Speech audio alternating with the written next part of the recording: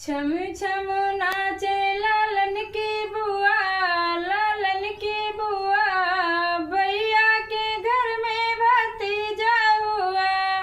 छम छम नाचे लालन की बुआ, लालन की बुआ, भैया के घर में भतीजा हुआ, भैया के घर में भतीजा हुआ।